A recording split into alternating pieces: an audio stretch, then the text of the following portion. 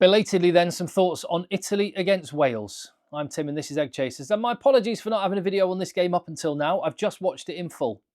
Yesterday, I mean, it's inevitable when you're travelling down to watch a game, you're watching a game live. I was also working before the match. So I caught as much of Italy against Wales as I could, but it wasn't the whole game. So I wanted to do it justice. I've sat down, watched the whole thing, and I have some thoughts, as I'm sure you do. So please share yours in the comments down below.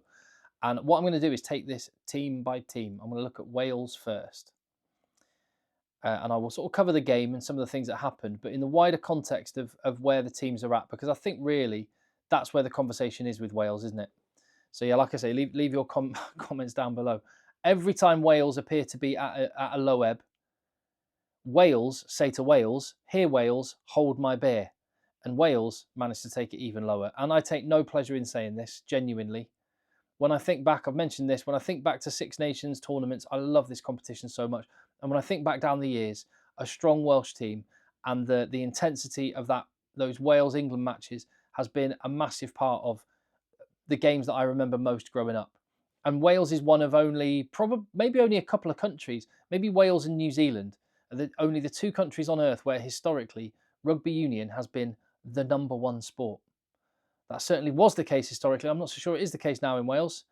And that is symptomatic of the awful job that the people running the game in Wales have done and are doing. Hopefully there are foundations being laid, but it's going to take a while for them to pay off. And in the meantime, what do Wales do? Questions are obviously going to be asked about Warren Gatland now, because you're not sure where the next win for Wales is coming from. And it might not be until those games against Japan in the summer. Obviously, I'm saying that as an England fan who's still respecting the fact that on any given day, particularly in Cardiff, under the roof, Wales can beat England, and they'll be going all in on that Super Saturday. But for now, they're just reflecting on Roman ruins and a 14th straight defeat, taking them below Georgia in the world rankings. And I mentioned on a video the other day previewing this that the noises, should Wales lose this game, which they did, obviously, the noises for relegation in the Six Nations is going to become undeniable. And I think there are some Wales fans who misinterpreted what I meant. I wasn't saying, oh, Wales, we should get rid of Wales out of the Six Nations.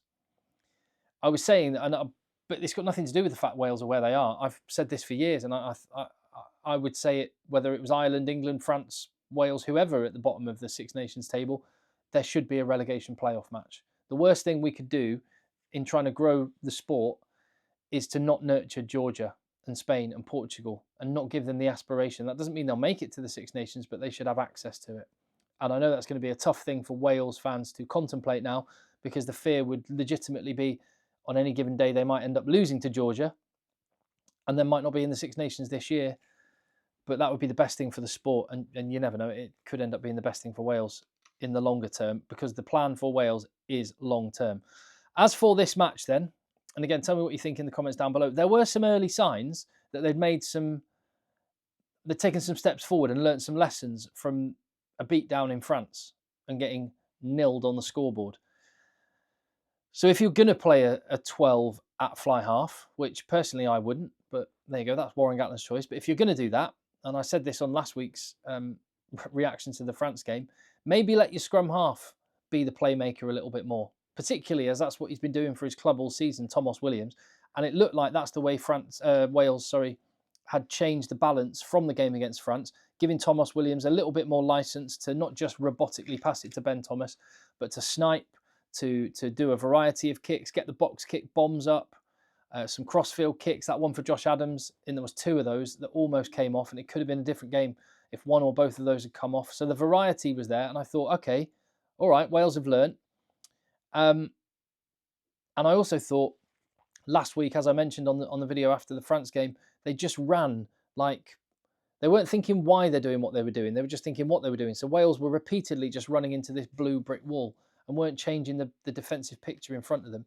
And so I wanted to see more kicks, and they put a few more contestable kicks up. The only problem is they weren't contestable enough. The kicks were too long, poor quality overall, but the right idea. So there were some steps forward. The execution just wasn't great, but the game plan overall,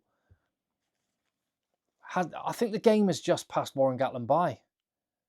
It's almost like he turned to Rob Howley a few weeks back and went, when they got the Welsh team back into camp together, and went, should we try some of that that rugby everyone's been playing in the 2020s. You know, that rugby, that stuff people have been doing for the last 5 years. Should we give it a go?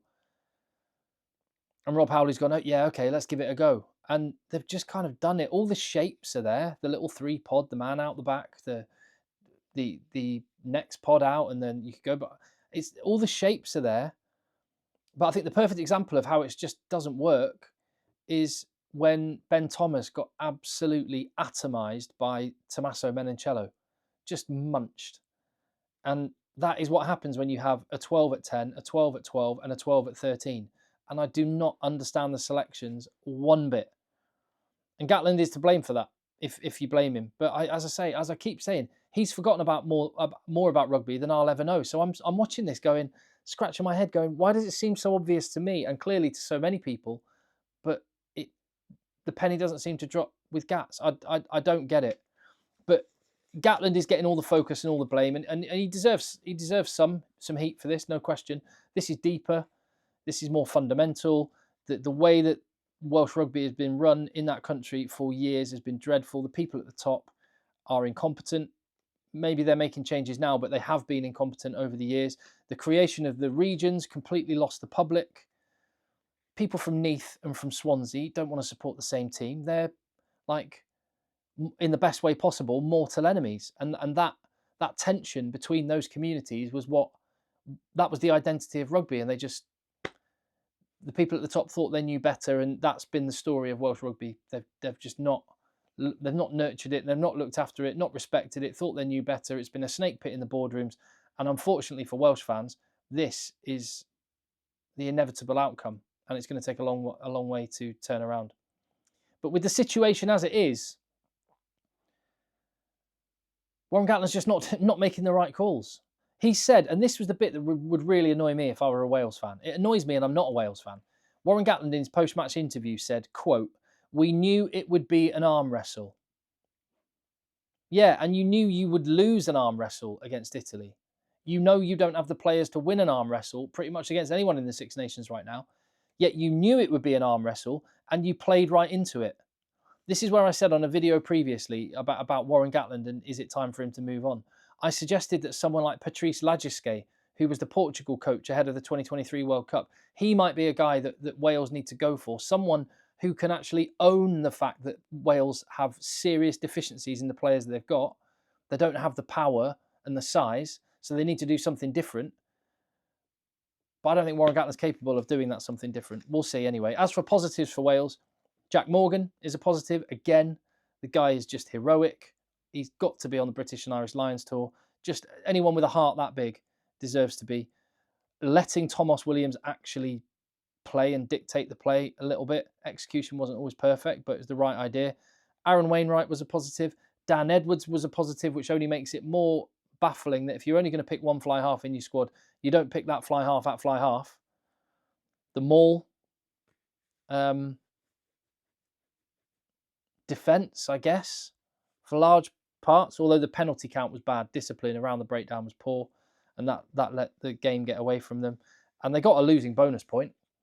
I wonder if they got a losing bonus point just because Italy felt sorry for that bloke who's running a mile for every points difference that there is in the match, maybe. Over to Italy. Right, that's my thoughts on Wales. Let me know in the comments down below what you think. I don't know if I pulled punches or went in quite hard there. I don't know, but you'll tell me what you reckon. As for Italy, well, I was wondering, is this the first time they've ever gone into a Six Nations match as favourites to win? I think it might have been. And with that weight of expectation, with the fact they had 2 wins and a draw last year, how would Italy get on this time?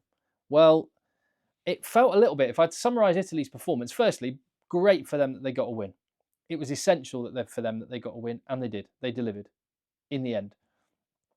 But it almost felt like Italy's game plan was, let's make sure, rather than them going, let's win it, it was, let's make sure we don't lose it, because Italy have had brain farts and brain fades in the past. They've let leads slip, they've imploded, and it looked like there was a little bit of an implosion, particularly in that last quarter of the game. They did their best to have a classic Italian collapse, and basically, weren't great in those closing stages, and it still wasn't enough to lose to Wales. On another day, they might have lost to a better team, but They got the win.